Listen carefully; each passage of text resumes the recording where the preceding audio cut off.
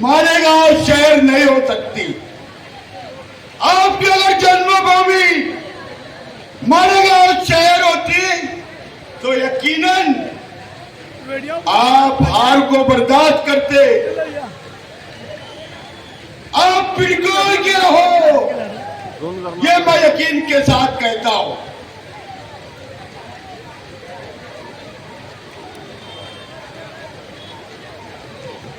Barricade के अंदर जो है, मैं उनसे गुजारिश करता हूं कि बंदोबस्त बहुत कड़क है, तो आप भी पुलिस डिपार्टमेंट का ताउन करें। तो मैं ये बोल रहा था कि अगर आपकी जन्मभूमि मालेगांव शहर होती तो आपको हार बर्दाश्त होती, क्योंकि ये शहर मुसलमानों का है, ये शहर आलिमों का है, और आलिम खुदा ताला के भरोसे चलता है। अगर हमारी हार होती तो हम तस्लीम कर लेते, मगर आप अभी भी तस्लीम नहीं कर रहे हो अपनी हार। क्या साबित करना चाहते हो? तुर रही है कि भाई मेरे को एमएलसी में लिया जा रहा है। मैं सुना हूं उनके आदमी लोगों से कि मुझे एमएलसी में लिया जा रहा है। तो मालेगांव की जबान है कि गधावा बोले कितना पानी, गधावा बोले कितना पानी, अच्छे अच्छे बह गए, और गधावा बोले कितना पानी। अरे भैया अब हार गए हो। जहां पर मुफ्ती साहब इस शहर के एमएलए है, वो जीत गए। जहां पर उनकी जवाबदारी शहर की है, जिस उम्मीद से शहर के लोगों ने जिस उम्मीद से उनको चुन के दिए हैं, मैं यकीनन कहूंगा कि वो हर जवाबदारी अपनी निभाएंगे। आप भी एमएलए का इलेक्शन लड़े, आप भी पढ़ने एमएलए हो, तो शहर के अंदर जितनी जवाबदारी मुफ्ती इस्माइल कासमी साहब की है, उतनी जवाबदारी आपकी भी है, क्योंकि 1 लाख कुछ हजार वोट आपको मिली है। किस बेस पे मिली है? कि आप भी काम करो। मुफ्ती साहब तो अपनी जवाबदारी पूरी करेंगे, मगर जो हरकत, जो शहर को नुकसान पहुंचा रहे हो, वो सब हरकत बंद करो। नहीं तो आपके वालिद कहते थे कि पिलखोर से मैं आया हूं, बड़ी चप्पल पहन के आया था, आज अरबपति हूं। तो उनकी दौलत मत लुटाओ, उसे संभाल के रखो। और मैं यकीन के साथ कहूंगा कि जिस तरीके से शेख रशीद साहब कोई आसानी से दौलत नहीं कमाए, आप अगर उसको लुटा रहे हो तो ये मुनासिब नहीं है। ये शहर अगर तुम्हारे वालिद को अरबपति और करोड़पति बनाया है, तो ये शहर के आलिम लोगों ने बनाया है, इस शहर के नमाजी लोग ने बनाया है, और उनसे तुम घिन कर रहे हो। याद रखना, कानून का खजाना भी किसी का नहीं हुआ है, तो ये तुम्हारी दौलत भी किसी की नहीं होगी। अब बचा के रखो। इलेक्शन लड़ने का शौक है, हर इंसान को रहता है, मगर सच्चाई पे इलेक्शन लड़ो। 40,000 आपने बोगस गिराया ये ये रिकॉर्ड मेरे पास है। कहते हो कि मैं हाई कोर्ट जाऊंगा। अरे हाई कोर्ट क्या, सुप्रीम कोर्ट जाओ।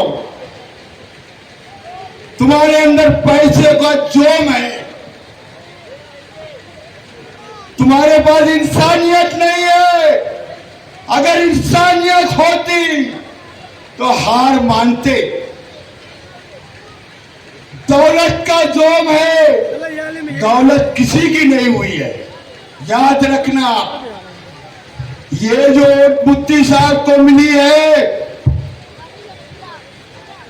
ये दुआओं की ओट है, ये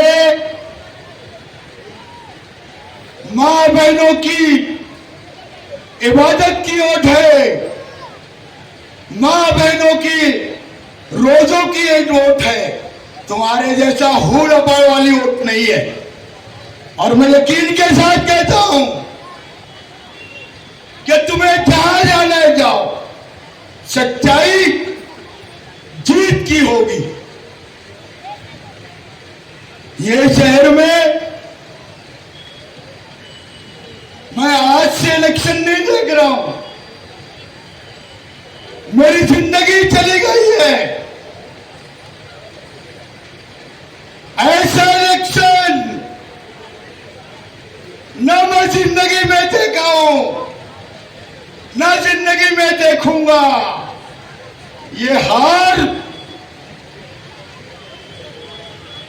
तुम्हें अगर बर्दाश्त नहीं हो रही होगी तो हमें कोई फर्क नहीं पड़ता। मगर ये अल्लाह ताला का ये अल्लाह ताला का फैसला था कि तुम्हें ऐसी ओर से जिल्लत दी कि कभी तुम जिंदगी में भी नहीं सोचे होंगे। ये अल्लाह ताला का फैसला था।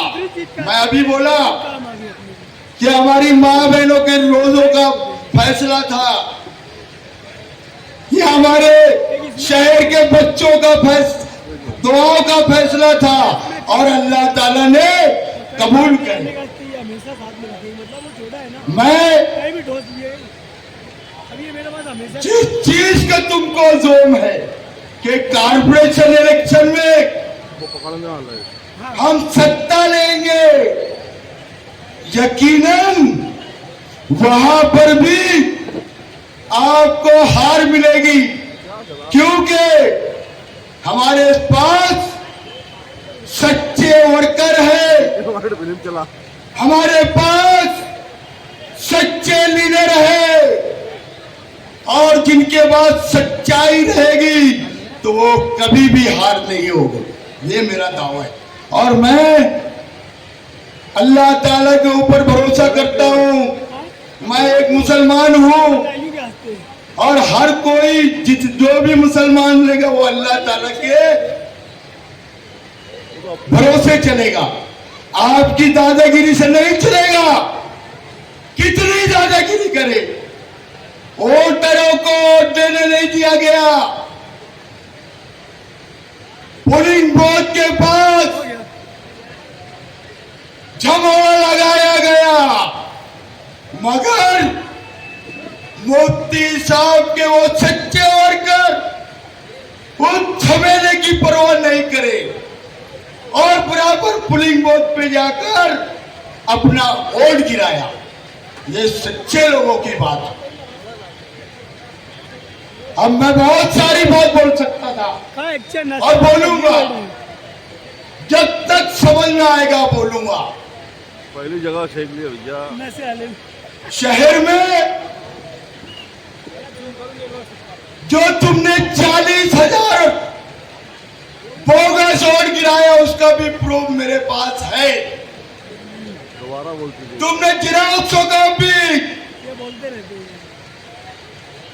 हर बेटी के ऊपर कम से कम 50 जिराक्सों का भी दिया, और वो बोगस वोटों की थी।